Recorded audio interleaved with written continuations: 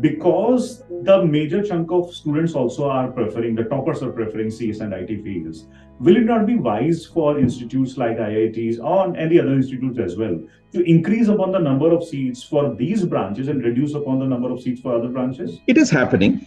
It's not that. See, finally, it's a demand and supply. If you look at today in IIT Bombay, the E and CS, these two are some of the, I would say, the biggest departments, okay, in terms of number of students they enroll. And on the other hand, in certain other cases, we may have it has shrunk a little bit.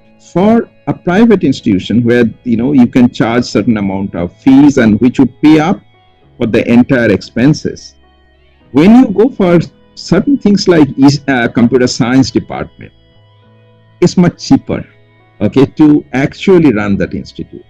If I have to do like a material science department or aerospace department or certain other departments, it's a lot more expensive.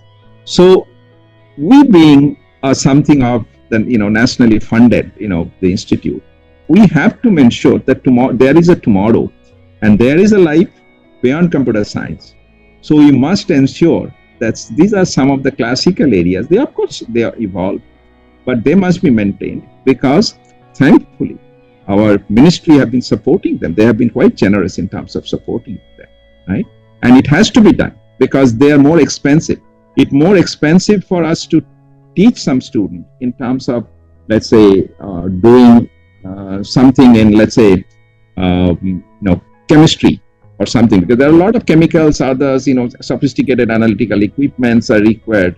Similarly, it could be something, let's say, supposing I have to have a wind tunnel or something, in aerospace department.